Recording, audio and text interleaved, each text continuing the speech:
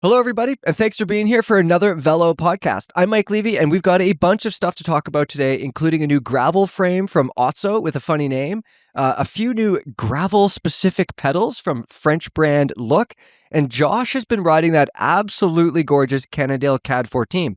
So he's going to tell us all about what the new aluminum machine from Cannondale is like on the road. We also had Mid-South on the weekend, which is the U.S. gravel season opener in Oklahoma, where there was plenty of action, tech, and of course, some controversy. It wouldn't be a race without some controversy. So we're going to talk about that as well. But first, there was also a Logan Jones-Wilkins racing at Mid-South, who's also Velo's new tech editor. So we should probably start there. Logan, you were on the podcast about a month-ish ago to talk about gravel bike suspension forks when you were a contributor, but now you're officially a Velo employee. Has Josh made you do the Velo hazing initiation yet? No, he's just sent me about 17,000 DMs before I started to make sure Yes. I was ready, which I do actually really appreciate. I was itching to get going because the hiring process is long, and I've been a collaborator with everybody here at Velo already. So I didn't mind it, but we've already gotten into a couple arguments, so things are going great. Classic. Yes, that is par for the course. All right, well, to be a full-fledged member of Velo, you'll need to consume, and by that I mean eat, an entire tub of chamois butter. That's part of the hazing ritual, just so you know. Well, that's so convenient. I just put it on my bagel this morning. I'm already part of the way through. Excellent. Amazing. Okay, so the last time you were on the podcast, we did get a little bit of an intro from you, but let's pretend nobody listened to that, and let's start over again. Who the heck are you? What do you do? Where do you live? What kind of bikes do you ride? Let's hear it. Yeah, I always like to pretend like nobody's listened to me before. It's just good to think in your head that you're always a blank slate to everybody. My name is Logan Jones-Wilkins. I live in Phoenix, Arizona. I ride all the different kinds of bikes. And that, I mean, fixed gear around town, mountain bike around the trails, gravel bike, road bike. Currently, I have one of each. That feels good. Soon, I will be inundated with so many more bikes, so I will no longer have that nice ratio of 4 bikes. But yes, I am a rider and a rider. I grew up racing road predominantly, and I've slowly made my way to dirtier and dirtier endeavors. And I just raced Mid-South, so I think that's probably a good short intro and good way to parlay into talking about one of my personal favorite races on the calendar. Yeah, exactly. Let's get into that, actually. Let's get right into Mid-South. You were there. First, I'm curious about how your race went personally. Did you win? No, I did not. That's what everybody asks, right? That's in the contract. Wait, you have to win. I know. It actually was. I've been dealing with a lot of issues around racing performance. I want to dig into this. I want to really get after it because my racing has always been a part of my cycling. I've never been a professional, but there were different moments where I was sort of knocking on the door of being really elite. And more recently, I have... Mike, we're not riding with this guy, just so we're clear. No, Logan, you're fired. I know. It was a good week. Get out of here. Yeah, I've been a racer and a racer for fun, but more and more recently, I've just been more and more anxious about racing for whatever reason. And I've been unable to do the same numbers I do in training on race day. So it's been pretty disappointing, but ultimately racing is only part of the picture for what you do when you go to a race like Mid-South. The rest of the week was fantastic. My girlfriend raced her first gravel race. She did fantastically. The party was awesome. There was action for 48 straight hours between the expo, the race, and the amateur race. So my race was Friday. I did the pro race, regrettably. And then the amateurs was on Saturday. So I was able to crew, interview different people at the finish line, try my best to write stories. And then, of course, the next day I drove my car 16 hours back across the country to start working at Velo again on Monday morning. The dedication. Which was probably the worst part of the whole trip was me thinking I could do that, but I did it, and here I am, and lessons have been learned. Okay. Well, I want to hear a bit more about Mid-South. We're going to do listener questions in a few minutes, but before we do that, I've never been to Oklahoma, but looking at the coverage, looks like a lot of red dirt. Can you tell me what the course is like? I see it looks pretty fast. Am I right? Lightning fast. It is a blistering fast course with a lot of climbing. So a deceptive amount of climbing. We actually were looking at this because we're trying to plot our next race, and I was looking at BWR California, a notoriously climby race. Mid-South and BWR California have the same ratio of distance to elevation gain. So it's about 100 miles, 105 miles, and 7,500 feet of climbing. Mike, I know you're a kilometer guy. That Yeah. would be about 170 kilometers and quick math, 2,500 meters of climbing. So a decent day, but the surface rolls really well, and you have these constant short climbs. The longest climb, 3 minutes. Most of the climbs, 1 Ooh, minute, but it's just over and over and painful. over again. And you see it rippling off in the distance, which is fantastic. But from Quick question, yeah, Logan, before you get too far into this. How big were your tires on this? And for BWR, what are you planning? yes, there was a big, the two bikes couldn't have been more different. It was the same frame, but the setup was, I changed about 7 different components. One, because as we touched on Also, in this, always a good idea for a race, everyone. Note well, that down. yeah. I mean, I will say I've ridden both of these races I'm kidding. multiple times. So I Yeah. did have the ability to hyper focus on strengths. I rode 50 mil tires mostly because I wanted to run the Cane Creek invert, and that's max clearance is 50. But it was a great balance. The bike was perfect. I had a terrible day. Legs checked out. I basically was rolling around in my endurance pace, and I averaged 19 miles per hour, because I think I got the bike set up right. And even though I didn't get the performance right, it was the Cane Creek and actually a set of Specialized Pathfinders in 50 mil, which I will review soon because it is the tire that Specialized Off-Road pros are basically required to race in. They have other options at 50 mil. I really like the Terra. And actually I set up my girlfriend Bailey's bike with the Terra because she wanted, or I think she liked having a little bit more traction, and the Pathfinders have no traction, but it rolled really fast for me as someone who's a little more experienced with like 30, 40 gravel races under my belt. Yeah. So last year, of course, the race was canceled due to wildfires. This year, it looked like huge crowds and a ton of racers. And it was also the first year for this event where they did a pro-only race. Can you tell me the story behind that? Why did they do a pro-only event that was for the men and women, of course, and how did it affect the weekend? Yeah, so the intentions of splitting the days was to create a easier flow in and out of town from both a police perspective and a finish line perspective. Gravel races have a very persistent issue with managing finish lines, because the way it goes is you have the long event and then you have the shorter event. And the shorter event, most of the riders wrap up before the fastest people in the long course finish. But the ones that aren't done yet are the slowest, least experienced riders. So you constantly see this bottleneck. And at Mid-South, the finish is critically important because the race director, bless his heart, Bobby Wintle, hugs everybody.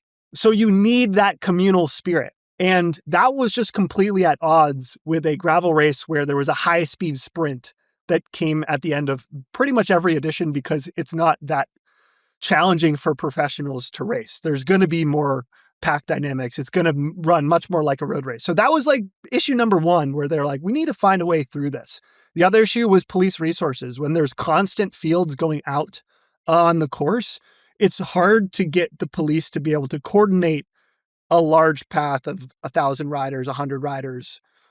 Spreading it between the 2 days meant that they could isolate the police needing to close down the roads at the beginning of the race and the end of the race to these lead fields in a pretty tight time window. And then Saturday, you're having sort of a less restrictive shutdown throughout the whole day, which allows for the amateurs to have their event, the pros to have their event, and logistics to be separate. That was really the draw. The benefit was, okay, we can have crowds. We can have extra coverage of the pros and extra coverage of the amateurs. We can do separate video projects. We can have a feeling of like real elite racing. Because in Europe, none of the races start in the morning. None of them finish in the middle of the day. They start in the middle of the day and they end in the afternoon. And having that and having the vibe was pretty, yeah, it was pretty nice for a racing perspective to like have a low key morning.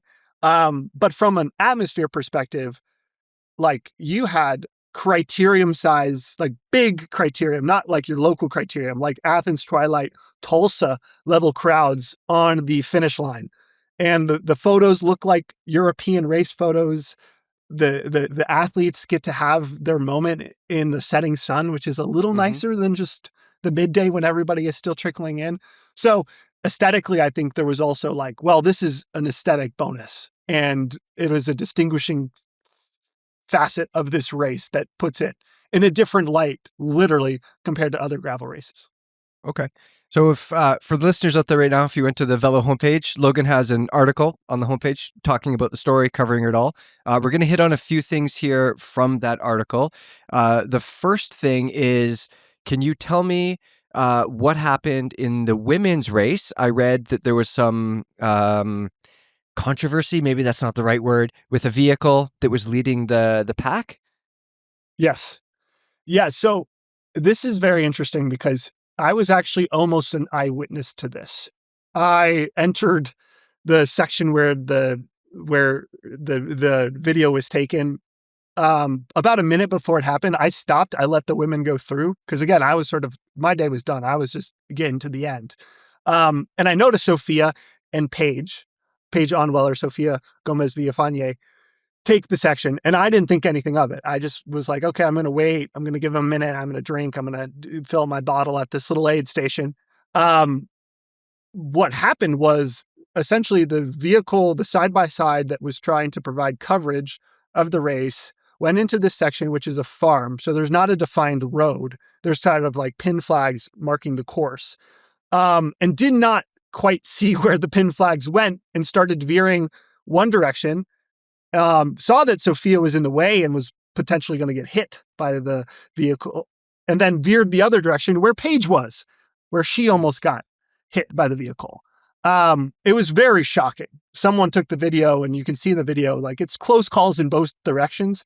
And it was pretty clear that the driver didn't know where the course went. The course is a little confusing, but still, from my perspective, it felt like the driver shouldn't have been there at all. This should have been a diversion where you skip the coverage for a little bit because it's a tight farm where you have farm tracks and roots and rocks. And that was like a huge news story that sort of percolated on Saturday, which also was interesting because I was almost there. I almost saw it directly. I didn't. And then I didn't even know about it until Saturday evening when I got to my computer because it was not the talk of the town. It was the talk of the internet. So I think that's an important distinction, but it was genuinely shocking that it got to that point and there was that close call. And it raised a lot of questions about like, what are vehicles doing on course? How are they engaging with the riders? There's a lot of legitimate concerns about motor pacing in terms of just affecting the racing because they're trying to get these videos out of backs of cars. And that means they need to be close to the riders and it's a car in front of a peloton. This has been consistently remarked upon, and something I've seen directly. And it's the balance between trying to provide coverage and trying to also have a race that is fair. Because you can't do motorbikes like you do in European racing because gravel roads, having someone standing up on the back of a motorcycle is just not going to work either. So it's a balance. And the race organizers admitted their mistake. Again, it's a huge mistake that can't happen. And I'm glad there was dialogue about it. But like, that was not I think the major takeaway of the weekend. It was certainly the start of a conversation about safety, but it was interesting how it played out on internet and in real life on different tracks. Yeah, if you go online right now, there's definitely some heat online about this, but I will say like a race is a complicated, big moving beast. And you see like even at World Tour level, every year we see some jackass like gets deep pulls onto the course, or something goes wrong. And I mean, I think it's easy in hindsight, nobody got hurt this time around. So it's easy to say it's okay, there's things to learn, but yeah, it definitely it sounds like super sketchy. Let's move on to tech. What are some tech takeaways? Did you see anything interesting at the race?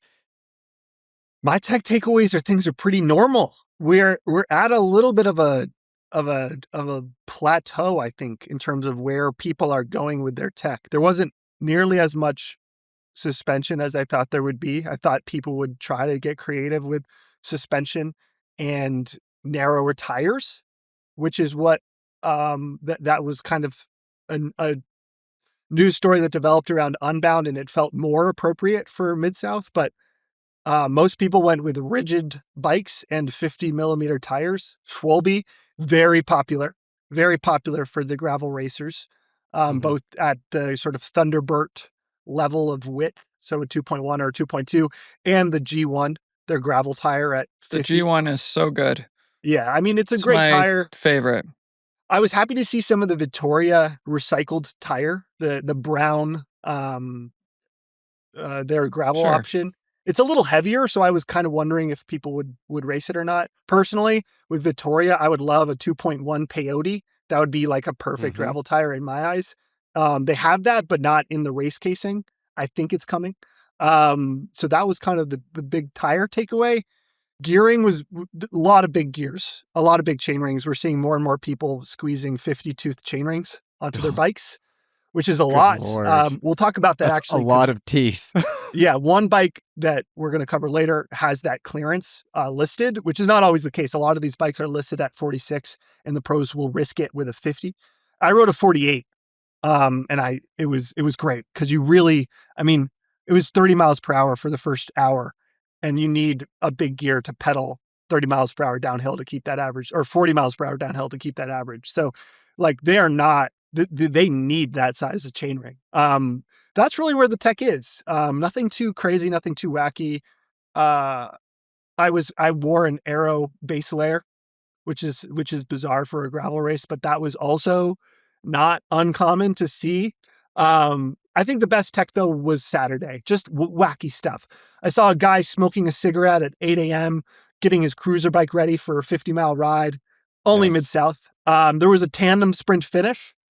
There will be a story online about that. The tandem bikes were full of really interesting tech choices, different things that you have to consider about heights of riders. Because one of the tandem teams was like a 5'5" woman and a 6'5" man, and you're like, how do they fit on the same bike? That just doesn't seem like it makes sense. And they had to come up with some interesting solutions. There was a really beautiful titanium custom bike with 2.2 tires. This was from a guy who actually went to Oklahoma State University.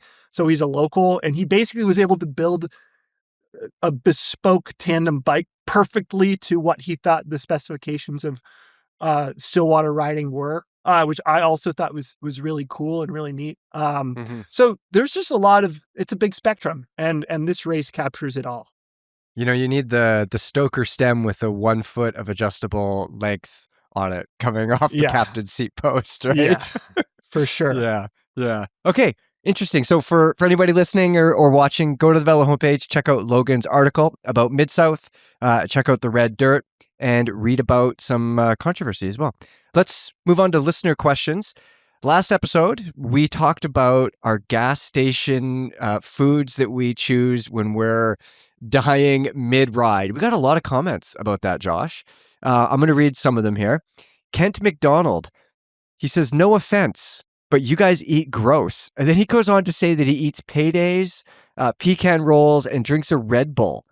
Yeah, I didn't What the understand this hell? comment because he was like, you guys eat gross. And then basically said kind of the same thing. Like, yes, slightly different. Like, none of us mentioned paydays, but it's not like he was Same saying, shit, like, different pile. Yeah, it was just the same stuff. I'm like, I don't understand. Yeah, exactly. TSI 92, maybe all-wheel drive. He says, Hostess fruit pie, 60 grams of carbs for about $1. First of all, TSI a all-wheel drive 92. That is a all-wheel drive Talon. I just want to put that out there. That is the American variant of the Mitsubishi Eagle Talon. Classic. Yes, Eagle Yes. Talon. Amazing car. The all-wheel drive version is so good. I get you. I see you, Mr. Yeah. TSI. And then but he also had amazing, like, Hostess fruit pie. How have I not eaten that? That sounds amazing on a big ride. Because also, you're going to definitely get immediate cancer and die if you eat that regularly. But on a big ride, yes, fantastic. Yeah. The carb to price ratio is pretty damn good on that one. Yeah. That's for sure. Rob Chaston 3036, he says, everyone has a plan until you enter the 7-Eleven. So Logan, you are on a massive ride in Phoenix. This is not a race, by the way. It's not a race. This is not a race. You're just a ride. Yeah, You're out there until It is you die. June, though. Yeah. It's June. I also Yes, ride. dude. I race and I ride, Josh. Yeah. I do. Okay, I enjoy the. I just want to slower set pace the of life sometimes. stage. This is not Yeah. you're bonking in a Yeah. race. This is like you've been riding for hours and Yeah. you are like For sure. need You are something. out there for, this is going to be a 150-mile ride or something. It's June. I don't know. You're in trouble. You roll up to the local 7-Eleven. What is your go-to food and drink choice? Hot dog. Gross. That's a good one. It's a really good one. Hot dog with mustard, ketchup, and relish. Like, give me it all. The mustard, especially because if you're like near cramp, it actually really Vinegar. Yep. it does a trick with your mouth. Really? This is what I talked about with last like the week. I love pickle- it, Logan. Yeah, I like the pickle packets. I really like to also go towards the Reese's side of the candy equation. So some that's a peanut good butter, one. because normally like Solid. I'm bringing heavy carbs. Like my mix on rides is typically like a gel, a flask of maple syrup, and Scandinavian swimmers, which is Trader Joe's answer to Swedish fish that are a lot more easy to chew. They're like Mhm. way easier to get down. So Softer. it's actually like a candy that I can like shove in the side of my cheek and chipmunk. And I will eat those in races. I get alternative. But so when I go to a gas station, I'm like, I need a little protein, a little fat to sort of balance me out. So that's why I go to hot dogs and peanut butter chocolates and pickles. And sometimes I've done this actually on a ride. So we have a great ride around Phoenix called the TSR ride. It's the Saturday ride. I will go because it leaves at 5 a.m. in the summer because it's so hot. So I'll go no breakfast. I'll do the first effort. We always stop at this Circle K and I will get a breakfast sandwich. And every time people are like, you are going to struggle. And I'm always like, no, I am a garbage disposal. This is how my body works.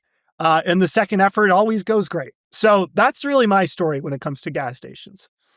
What about drinks? Are you reaching for a liter of chocolate milk? A Red No. Bull? A Monster? No, water. Oh, gross. Boring. I keep it basic on the drinks. Yeah, Nothing that fizzy, is- ever. no, it doesn't sit with me. It's not Okay. right for me. I might do a lemonade if I'm really blown. But Lemonade would be a good one. That's a solid choice. Yeah. Okay. We also talked about on the last episode hand signals, and by hand signals I mean people either I forgot giving, about this. Yeah. people either giving us the finger or maybe us giving them the finger or something along the like that. And I told a story about a car that like passed me and 20 feet later turned right and it was almost disaster. And I made a hand gesture, and the hand gesture was one of these. It was Across like the neck. for across those the listening. neck. Yeah. And what I was implying was that I made it to this person driving. What I was implying was the lady almost killed me, And Joseph Rasso 3093, he says, as valid as these qualms with the cars and those incidents, the hosts literally advocated for violence and personal property destruction. I just want to clarify that I never did that. I don't think. I did advocate for personal property destruction by saying people would be better off with less mirrors if they were removed. However, all joking aside, I did say this on the last thing. That's how you feel. Inside, Yes. you're like, if I could just take this goddamn mirror off and like ride off into the sunset and everyone would cheer, right? But this is not how life actually works. You cannot do this. This is not what we do. And what I actually said with the right hook thing was move into the lane, take the lane. I use radar. There's a lot of things that we actually do to keep ourselves safe.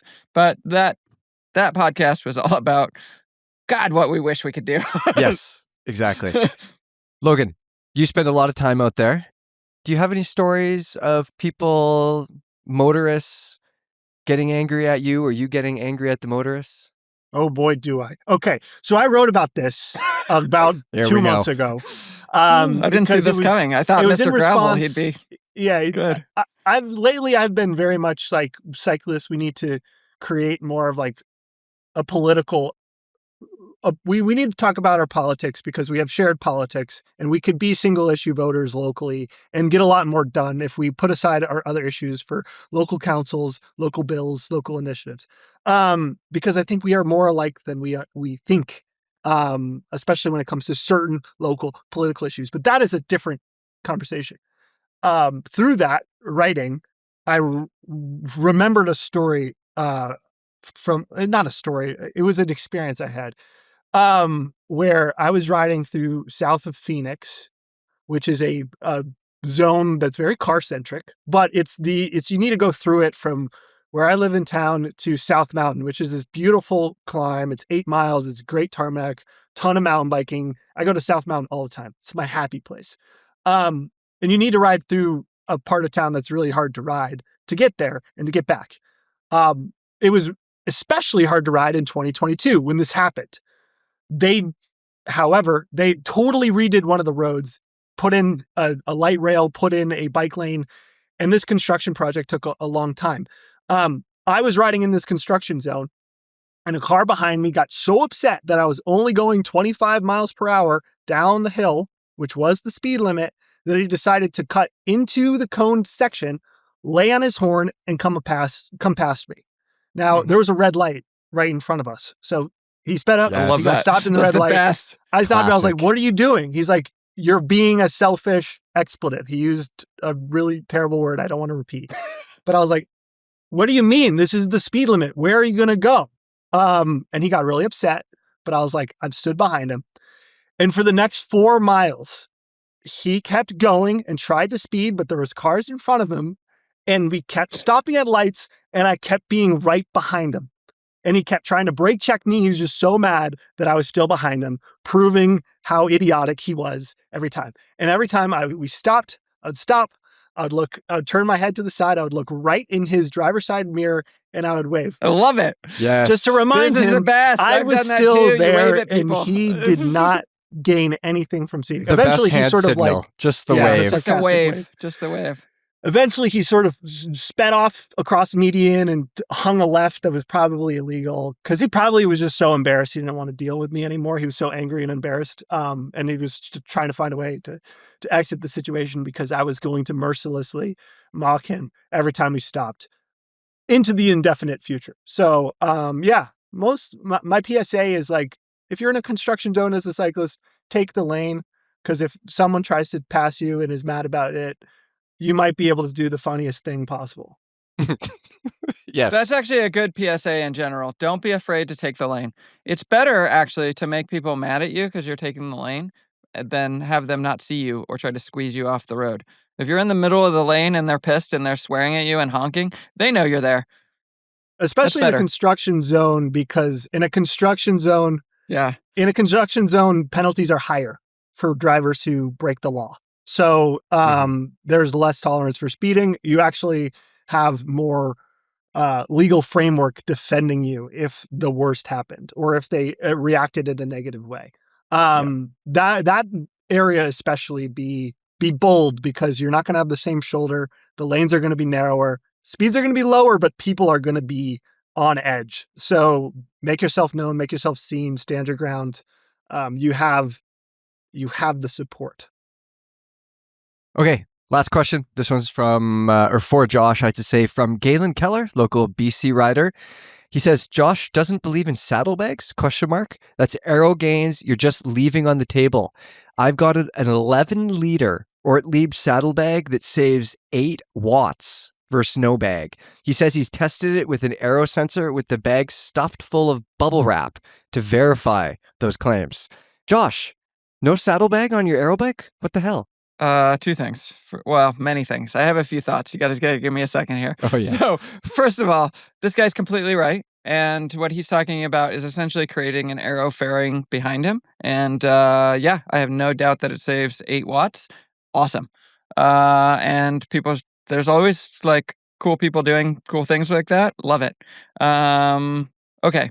Now this is a little bit uncharacteristic for me, but I am drawing the style line here on nice on a This nice is aero where road you bike. draw the line. This is the style line for This Josh. is where Yeah. you. This I is the don't hill want you any- die on. What? Yes, no bags on a bike. That said, there are, and that's just a general rule. That said, if you remember when I did the 600K on the Y1RS last summer, I tried to put these Apidera aero bags because I do, in fact, own them and have them, and they are specifically designed. They have like sort of, they're not hard, but like hardish. They're Yeah, stiff. stiff sides so that they create an aero fairing, and they're for gravel bikes. I tried to put that on the Y1RS, and with a 32 mil tire, there wasn't enough room for the Velcro. But I would put that on bikes. It's an interesting thing. A lot of things where I do big rides like that, 600K and like just craziness. Now, this will be a whole nother rabbit hole, but I like to carry only what I can carry like on my person. So sometimes I will use bags. I'm not necessarily opposed to that, but I'm over like I'm not bringing a whole big saddle bag and a whole like it's like sometimes I have used just a top tube bag. But then jersey pockets and stuff like that. And I'm very practiced with like super small anchor chargers, ANKER, and like all the stuff so that you can just really slim down. And I like to just move as light and fast as possible. So yeah, that's a lot of that's a lot of things there. I have at it, boys. No panniers then, I guess, eh, Josh? Oh God, no. God, no. But I love a bag. I love a bag that's strategically placed. I think anyone who uses a handlebar burrito bag should be arrested. But all their What? bags are good. I think the Yeah. handlebar bag is ridiculous. It's not even easy to use. It's the least aerodynamic thing you could do to your bike. A top tube bag, great. A frame bag, great. A saddle bag, great. A fanny pack, go at it. Burrito bar bags, let's get that out. Let's do away with that. That's, I think, where Josh and I align on this one. I don't remember the person who wrote in, but you're Wait, right. hold on. Like, I do think people are like, oh, it's not air. It's like, no, there's ways where bags can actually increase aerodynamics. And if Yeah. you're really all about it, like think about that saddle bag. Think about a frame bag. They can be a fairing too. A fanny pack maybe. Who was I don't that know. guy that closed in his hole? There's that Chad Haga. Yeah, Chad. That guy's great. I mean, He has some great YouTube videos. He is he went to Texas A&M to study mechanical engineering. He knows what he's talking about. In Europe, in Girona, I saw all the time, just constant Super 6 Evos, the last generation, because that's when I was there, with like burrito bags everywhere, just like That's Girona all over. for sure. And I was like, oh God, what are you doing, people? What are you doing? Yeah. It's painful. it's something I can't stand. Put your bag anywhere else. Unless, I mean, if you have a harness, if you're doing a bike pack trip, obviously use your handlebars. I do it like you need to. But if you're riding around, literally anywhere else. And like you're saying, it's not even useful. It's not easy to get into. It's a hassle. Okay, should we start the show? Yeah. But wait, hold on, Mike. You didn't mention the one where you were like, there was the comment where somebody was like, I feel like Mike spends the whole time making Josh less ridiculous. And I just want to acknowledge that. Yes, it is true to a certain extent.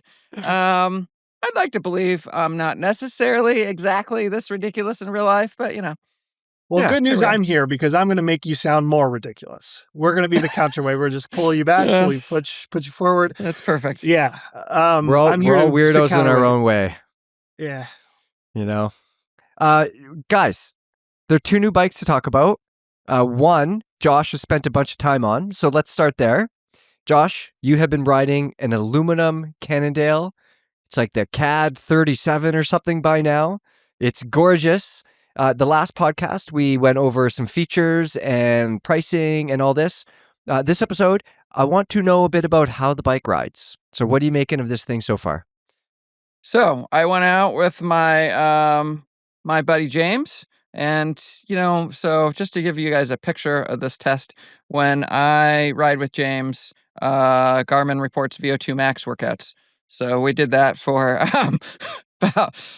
Everybody needs a good, buddy like that. yeah, a good number of hours. And he's so funny because he doesn't. I can actually put the hurt on him by just being consistent, like top of zone 2 for a long time.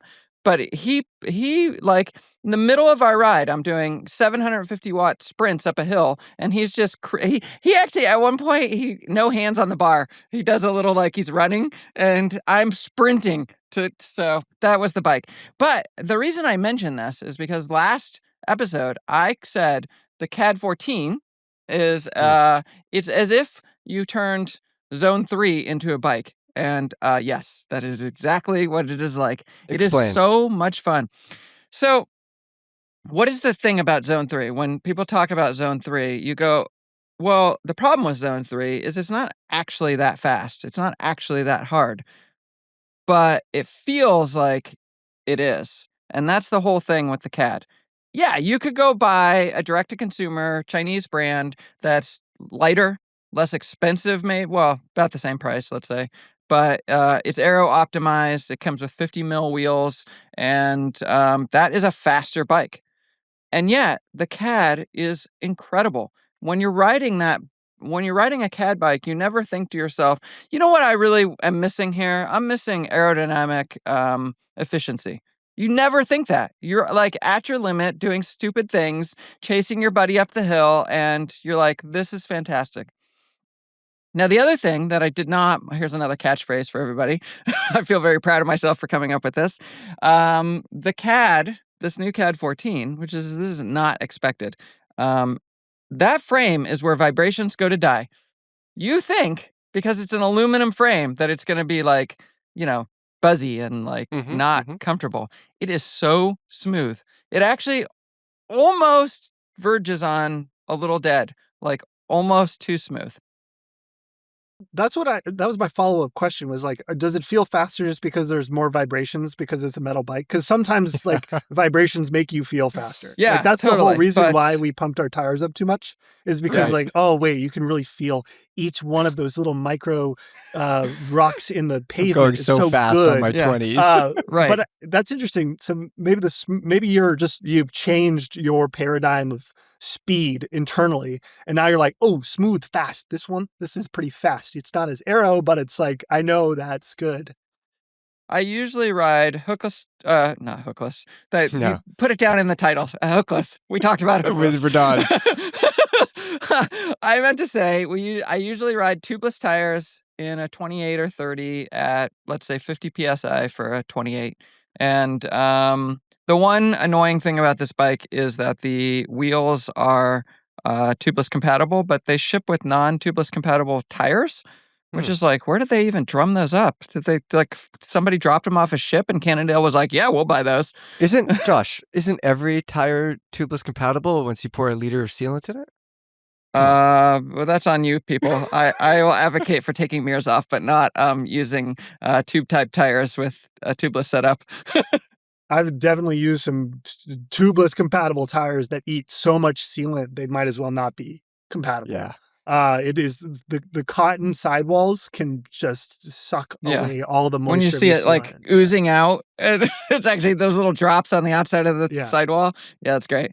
Whatever. I did not run these. I was running, mark it down, everybody. I was running tubes with aluminum wheels on an aluminum bike. It does happen. He's slumming. Yeah, I was slumming it up. But that's the other thing actually I wanted to say about this today. When you guys, like, there's a little bit of a caricature of like, I like fancy things. I'm always testing a fancy bike. And while that's true to a certain extent, like, yeah, nice things are nice. And I don't, you guys can kid yourself all you want, but let me just tell you that 15K light speed is goddamn brilliant to ride.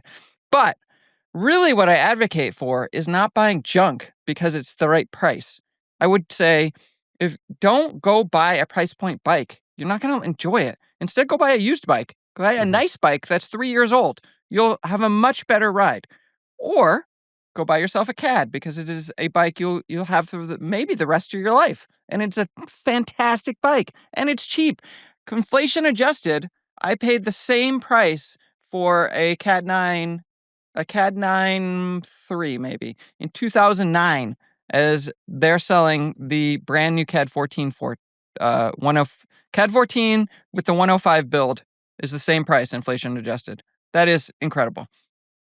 I guess this is I hear you, Josh, and I appreciate that about you. I like where But this is going already. You are a fancy man with fancy tastes. What are things that you're excited to tweak to make this bike match your taste? If you are planning on maybe swapping a wheel set, changing a tire, changing a front end, like where do you want to kind of tinker, and what are you looking forward to as you get into the longer term review of making this thing a little bit more fancy? So there's two what would I say? How do I gotta back up on this a little bit. So there is a build that everyone likes to focus on. I see it in the comments. People, I don't really understand, because it doesn't say that, none of our headlines say the price of this build, which is $7,500. And so that means people are clicking through, they're reading the article, and then complaining about that build, which you cannot buy. I'm sorry, people. There's 300 being made worldwide. Oh, You're that's not the going to buy it. beautiful brushed aluminum one. Yes. That's So the for only one I want. For $7,500, you can get what if I like blank slate and I'm just building a bike out of like whatever, that is what I would build. It has the 5764 reserve wheels. It has 1x Explorer. It's actually Force. I would, of course, go red because I'm not trying to slum it. I'm totally kidding. They actually include the Momo handlebar from the last gen of the Evo. I would do a different handlebar, but same thing. One piece arrow handlebar. That's what I would build. But if I'm coming back to reality, and we're talking, you bought this CAD 14 for $2,500. You've got mechanical 105. It is a great bike. Out of the gate, you probably don't really have to change anything. But I would say the one place that it is being held back is, well, first of all, the tires, which I already complained about. Go get yourself some tubeless compatible tires and set this up tubeless. I don't know why you shouldn't even have, that is the one thing where I'm like, the hell, you should not have to go buy new tires right away. But that aside, you could throw some good wheels at this, and I think it would. Those wheels are fine to start with, but if you're upgrading, those reserve 5764s would be amazing on this bike. And if you built it yourself, you could actually do the 180 DT 180 hubs instead of the 240 that I think are included on a lot of the pawn holding spikes. So I start with the wheels, and honestly, you don't really have to do much more than that. Yeah, you might change the handlebars. I like a 38, and my test bike actually did have a 38, but they didn't tell me that. They just didn't want to have me complain about it in the review. It comes with a 40, which wait. maybe people are happy or not. Wait, one sec. The bike actually comes with a 40, but they know you, so they put a 38 on. Yeah. Don't tell anyone. That is cheating. Man. That is almost cheating, like, Cannondale. They are so close to doing the right thing, me. though. They're so close to just specking it with the 38, you know? Why don't it's they like, just spec it with a 38? maybe listen to why Josh has this opinion. Sorry. I know we're not supposed to agree on stuff. But yes, I think it is funny how they do that. That's a good They just swapped it out, because I complained in the Super 6 thing. I was like, they wouldn't cut the stem. Now, the reality is that fit the storyline, which is more why I made it an issue. The whole thing about that bike was that the Super 6 Evo is shorter head tube. So then they said, well, we can't cut the stem because people can't ride it. Yeah, the steerer, sorry. Yeah. And then I was like, well, I called that out because I think that was a very valid part of the storyline. This one, they did cut the steerer, so it was nice and low. It's a great, it felt really good. I would have honestly not complained about the 400. And while I do think as a bigger picture, a size 54 should have a 380, for $100 aluminum handlebar, which is otherwise really good, and who they're selling this to, I actually would be fine with the 400. I wouldn't complain about it. So it's fine. Either way, they did it. But Yeah, I love this bike. This is just to bring it back in a circle is to say yes, I'm a fancy man who likes fancy things, and $600 shoes are great and Thai bikes are amazing. But I'm not saying that everyone has to do that. I'm saying don't buy junk just because it fits your price point. Wait a little longer, save up a little more, buy used, buy good things. Okay. Don't buy twice.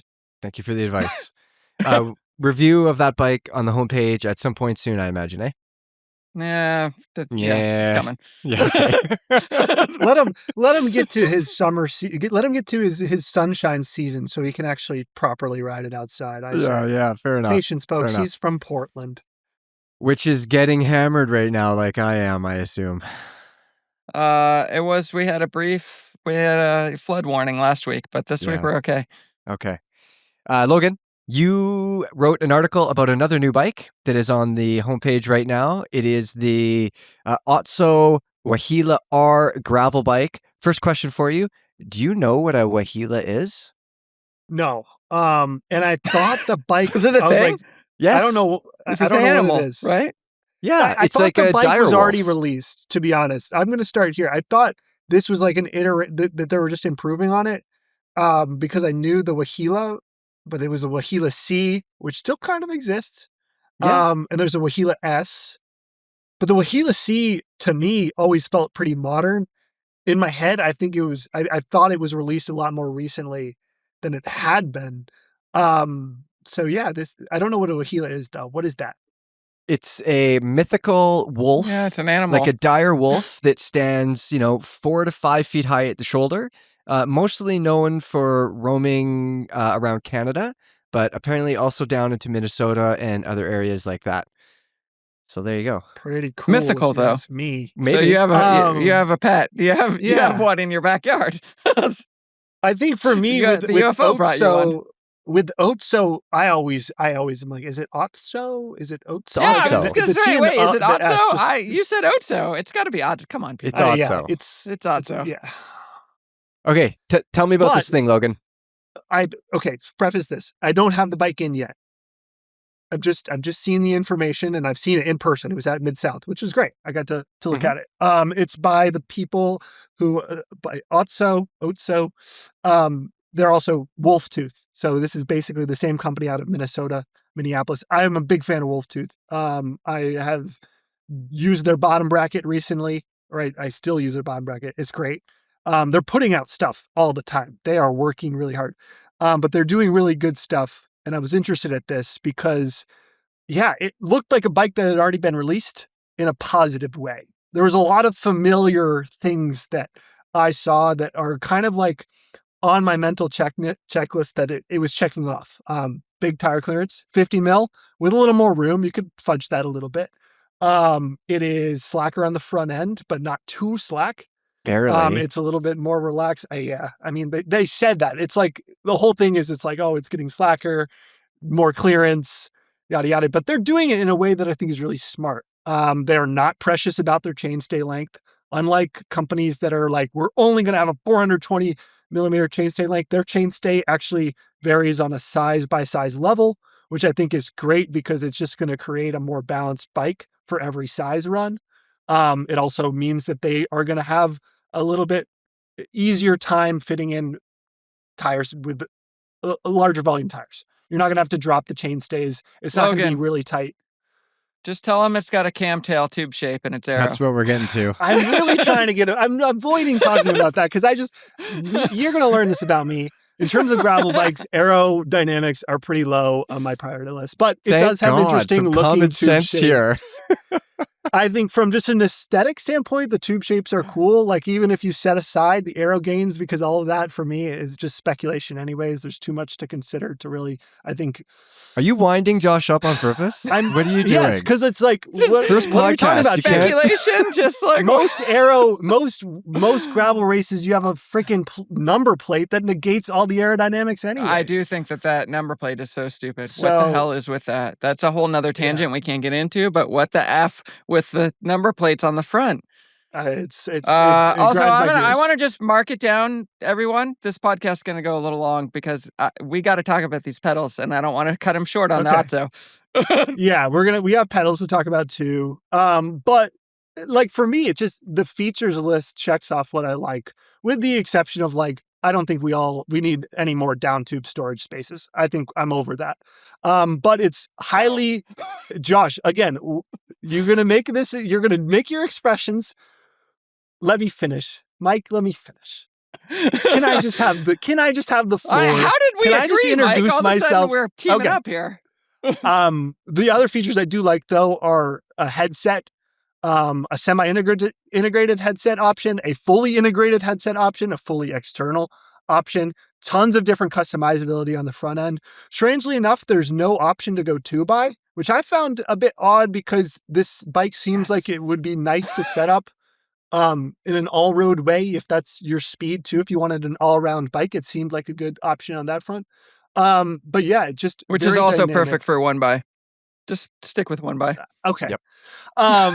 Lots of optionality throughout the bike. The build specs are great. It's a pretty affordable price point. We're talking mid 2000s for the frame set, builds ranging from 3,000 to 5,000 with alloy wheels. A lot more expensive for an NV wheel set, which they do offer as well, but still, I think pretty reasonable. These are not going to be builds that break the bank, and you'll still have a very modern, very up-to-date bike that, for me, checks a lot of boxes that gets me pretty excited to try it. I think I will be reviewing it at some point. We haven't talked specifics, but I'm excited to get it built up. And and trying it out as an all-road gravel combo machine. Okay, now we can talk about frame storage, because I knew there was going to be something that I was going to say that was going to spark conversation, because I'm the new kid here. I'm not necessarily for or against down tube storage on a bike meant for racing, which this one is. It's in the name. It's a race bike. I think down tube storage makes a lot of sense, and I think that like you should take the 150 or 200 gram weight penalty always, 100%. But I will say the door on the Waheela R for the down tube storage sits very high on the down tube. Like it sits above the down tube water bottle mount, which I've never seen before. So I'm just wondering, when you open the door to put stuff in there, and let's say you don't use the frame internal storage bag, which I never use any of the bags that come with any bikes personally. So I'm just wondering, the door being up so high, if you don't use some sort of storage bag, your stuff is going to go all the way down to the bottom bracket, that's where it'll live for the rest of time until you flip the bike upside down and shake it out. Am I talking out my ass, Logan? I don't know, frankly. I haven't had the bike yet. Just pretend. I was going to save the probing of the frame entry to the last possible moment, if we're being honest here, because I do think the other features are worth considering more. I think that's kind of interesting to have it way up at the top, actually. Yeah. I wouldn't buy a bike without storage. Personally, you would not buy a bike without frame storage, because I've heard many people be like, I would love this all-road bike without frame storage options. But like it's a feature that people see as a detractor. I've never heard that. Because it's something that making that up. Because it's something that can break. It's not nothing. It doesn't break. There's nothing to break. It doesn't, like, the doors don't rattle. I've ridden lots of bikes with storage. The doors don't rattle. The latches don't break. I know it adds a bit of weight, but like, come on, people. Who gives a shit? It's like 150 grams, 200 grams. It makes a ton of sense. You put like Josh said before, hopefully it's big enough to put a jacket down there that you forget about until you need it. You know, emergency stuff. It makes a lot of sense. The other thing, 50-tooth chainring, Logan, for those mid-south races, eh? Yeah, a much more interesting feature for my opinion, because this is one of the first bikes that I have seen beyond the Allied Able that is able to facilitate a 50-tooth chainring at that sort of this modern inflection point. I was very happy with a 50 on the road with the what was that, the aero bike that I rode with 1x. Yeah, I mean, Wolftooth is a company that really dwells in the chainring space. So they're providing chainrings to every Shimano athlete that's a pro, because Shimano is not on board with big chainrings, especially on the gravel side. So, and they're also supplying chainrings to a large number of gravel pros who run SRAM. People are running SRAM with wolf tooth chainrings. So they know the importance of big chainrings. They know the importance of chain line. They know the importance of maybe gearing up a bigger chainring than people think. This is a passion point of mine too. I think most people are riding with chainrings that are too small. But having that as a list of clearance is pretty good. Yes, Arrow's made up. We don't need frame storage. No, Arrow is not made up. Arrow is good. I'm glad we're getting balanced here. Where did I like Arrow. Opinions. I think Arrow frame design on gravel bikes is not important because there's other Arrow things that are more important. I agree with that. I just think it's not something we need to focus on. It's not something we need to put this much attention on. I do think chain rings are important because gravel cycling, especially racing, especially when you're out and about, you need a straight chain line. Anytime your chain is inflected at different points, it's going to be even more inefficient the dirtier it gets. So compared to road, it's even more important to have a straight chain line. And most people only remember the moments where they're either maxed out on the low end or maxed out on the high end.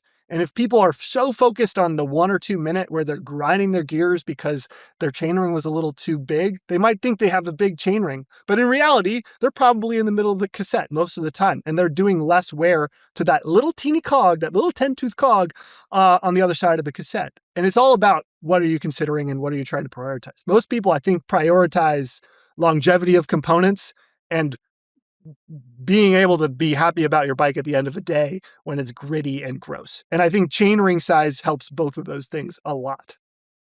I think it pays to, I'm not saying this specifically to you, obviously, but like for many years I ran a chainring that was too big. And just because I thought like, you know, I should just be able to run. Everybody knows you, Mike. Everybody knows you did it for the most ridiculous style reason. Yeah. Well, it's Logan, I have a 38-tooth chainring on my Able. It's perfect. I think you're going to be coming to Squamish at some point soon, Logan. You'll see. There's no 50s I'll put on a smaller chainring. That's the other beauty of One Buy is you can change. I have 7 chainrings I use. Literally.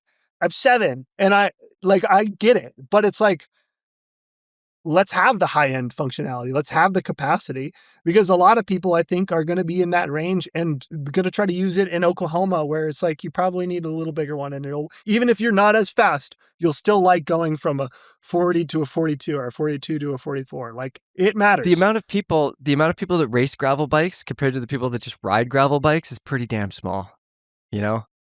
And I don't think they're thinking of, I think the majority of people aren't thinking of all the time they're spending in their, you know, their big cog or their 10-tooth cog. They're thinking like, oh, my knees hurt up this hill and my cadence is 30 or whatever. Yeah, but there's a point here of like, hey, maybe do some math and like figure out like what actually makes sense. Or if you're riding SRAM, you can mark it down, everybody. SRAM fanboy comment here. The app will tell you exactly how much power you held in which gear and how long you were in that gear and where you used that gear. So you can maybe spend some time looking at that and analyzing and deciding if you should change your gearing. Yep. Yeah, I think I'm less in the camp of like, go get a big chainring right now. Everyone needs to run a 50-tooth and more like maybe we all should consider this just a little differently. And that might help us. Okay. Let's move on. Pedals.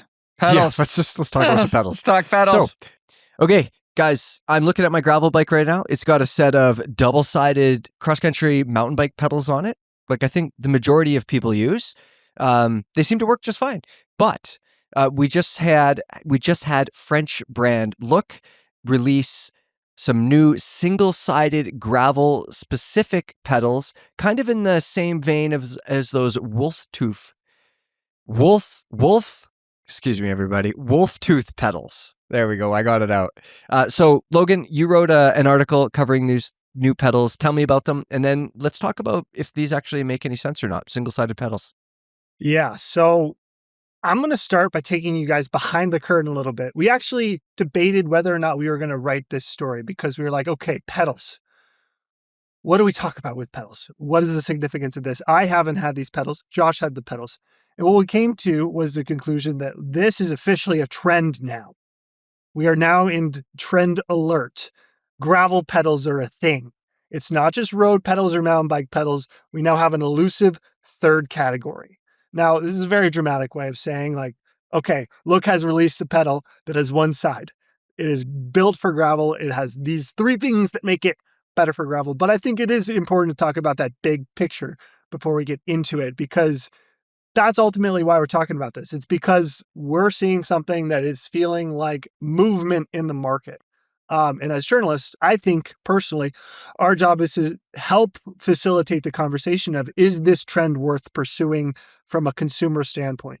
Now, the pedal itself is, as you mentioned, one-sided. It's SPD. It is a mountain bike cleat, but instead of having the two different sides, it only has one.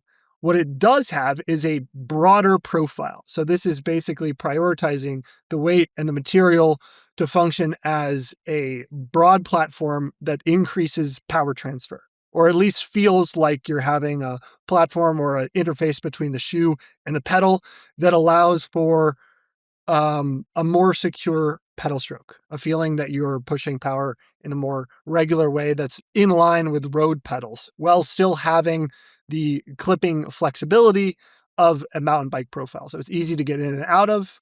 It clears mud. This is the big thing. It clears mud really well. In fact, it probably clears mud better than a two-sided pedal, because the other side of that pedal interface is open for mud to get pushed through.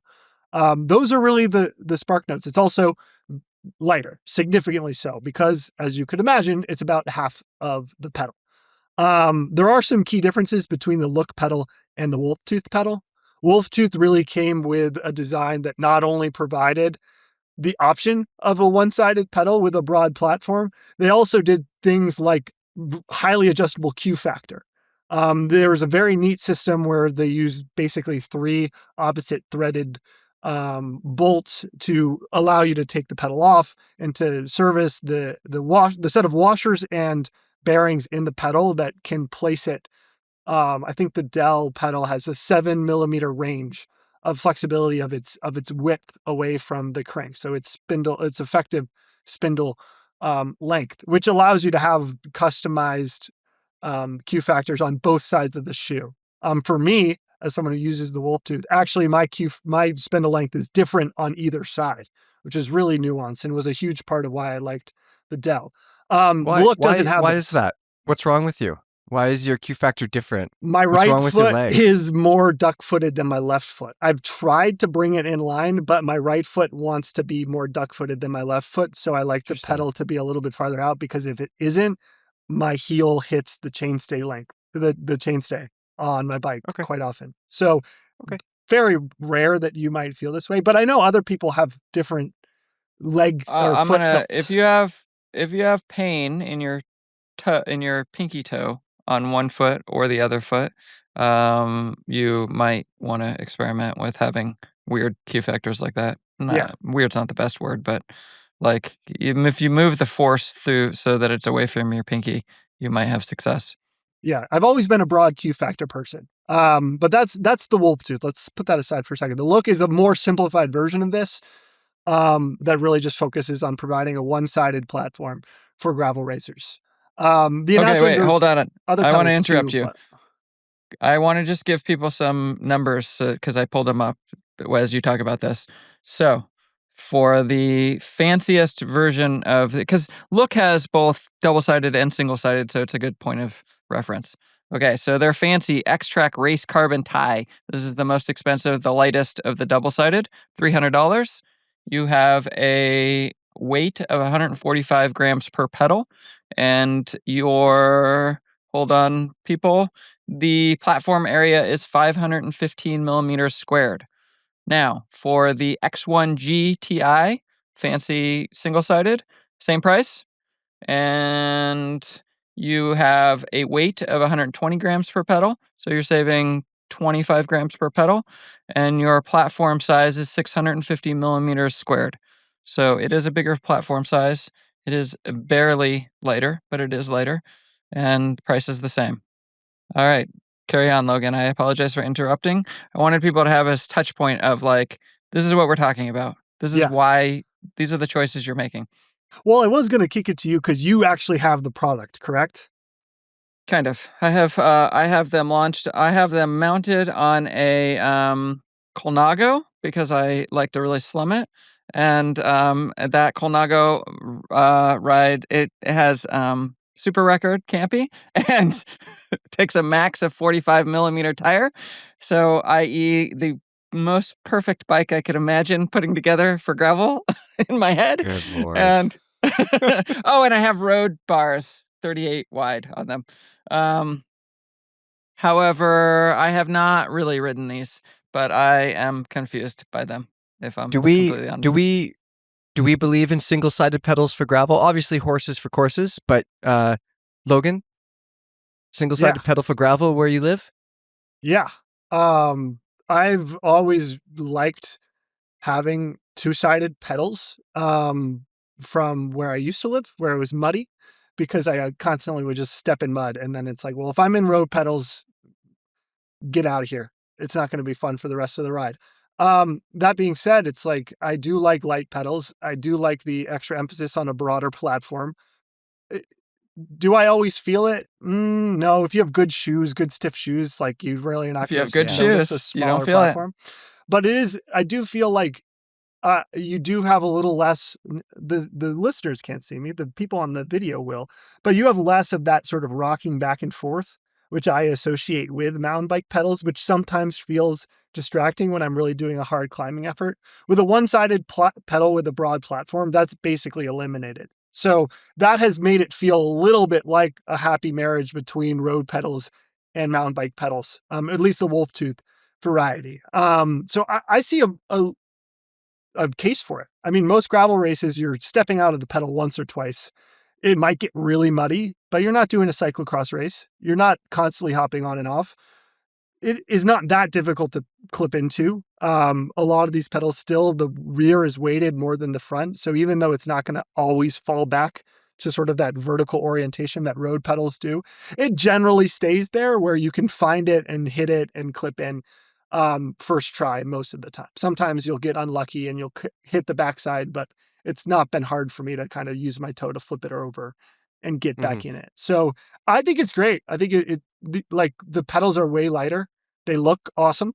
They are more aerodynamic if you want to play that game.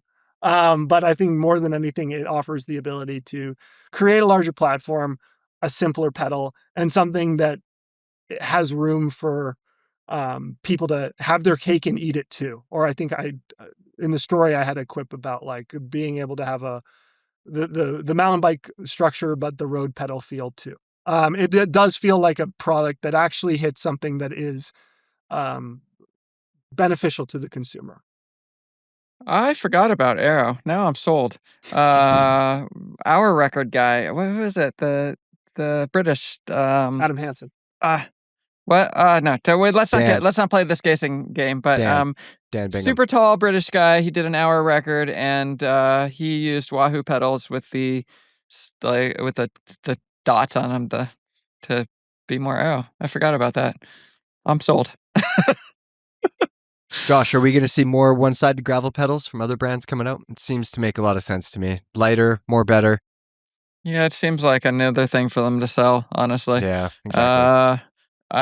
I'm not usually that guy that's like, people are just trying to sell things. And to a certain extent, they're not, because riders did it first.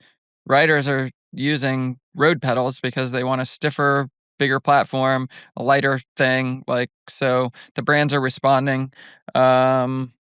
I love look, but I'm a little confused by these look pedals, to be honest.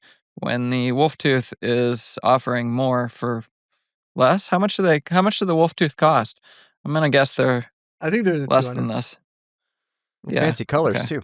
Yes. Yeah, you get fancy colors. The Q factor thing I think is huge, and the look doesn't have that. On the other hand, yeah, I don't know. I'm not gonna. Here's the thing. I can understand this, and I talk a lot about optimizations in different ways, and I'm like, yeah, I could see optimizing like this. I'm never going to choose this because while there's a lot of gravel rides where it would be totally fine. There's also a lot of, usually if I'm riding with somebody else, they're like, yeah, now we're going to go up this super steep, silly hill, and it's super rough, and I want to be able to step on and clip in really easily, and I don't want to mess with it. Yeah, I love the idea of these things, but riding a gravel bike in Squamish, sea to sky, there's tons of times where I'm like off for the bike for 10 feet and then back on the bike trying to start on a steep hill. And I think I'd be fine with single-sided pedals, but with the double-sided pedals that I use, I just don't have to think about it. But I think for most people, these make all the sense in the world. I wouldn't rush out to replace the pedals that I have, but when you need new pedals, why wouldn't you just buy the pedals that are a little bit lighter with a little bit more support? And like whether that's Look or Wolf Tooth, whatever, makes all the sense in the world. I'm reminded, I want to just bring up, that was a lot of words, but remember the Shimano shoes, which the RX 910, I think they are, and they have the pontoons in it. They're actually doing some of this wider pedal thing. They're basically building it into the shoe. That seems pretty smart to me. Yeah. Maybe smarter than single-sided pedal. I don't know. I mean, have your cake and eat it too. Yeah, right. I guess. I thought we were gonna argue about this more. I don't think we're gonna, but we're all like, yeah, it's fine. I think it is PSA. Mike, what you said about when you replace your pedals, I think a lot of people don't replace their pedals very quickly enough. It is like a consumable part in a lot of ways. So service your pedals, replace your pedals. Like these things, there's a lot of stress going into pedals. So just be conscious of how long you've had them and how much dirt they've been collecting, because it's a dramatic impact on your bike's performance. If you have a worn out pedal that doesn't have a very secure clip, like you're not going to be as efficient with your pedaling. So, PSA, try to think through how old your pedals are. It's easy to just keep them going and have it be this indefinite thing that never gets replaced, but it's something you need to worry about from time to time. Sometimes you don't think about them forever, and then one day you reach down and you grab your pedal and you turn it by hand and you're like, oh shit. Yeah. That's where all my watts have been going. Like these, I've seen pedals just fall apart for no apparent reason. So it's also, you should service them often, because when you put them back on, you don't even really need to use a tool. No, don't do that. That's a little inside baseball there. A little inside baseball that I put on some pedals without a tool, and it is what it is. I'm just joking. I've had pedal bodies come off the spindle before during a ride on mountain bike rides. Pedals that I hadn't worked on or anything like that, and it is a surefire way to break an ankle. So keep an eye on your pedals. Oof. Guys, let's wrap up this podcast there. We went a bit long, but that's fine. Everybody that's listening, let us know what you think of Logan's first podcast, hey? Yeah. Also, I want to hear. Please let me know if you agree with me on the burrito bags, and don't let me know anything else, because nothing else I said is worthy of any comment. It's all good. Do we want single-sided or double-sided pedals, people? We want to hear about that too. Is Logan right with down tube storage? Yeah, there's one for you. Basically, everybody just pile on in the comments. Let us know what you guys think. We will read out and answer some of them in the next episode, which is going to play next week. And that's when we will talk to you guys next. See you later.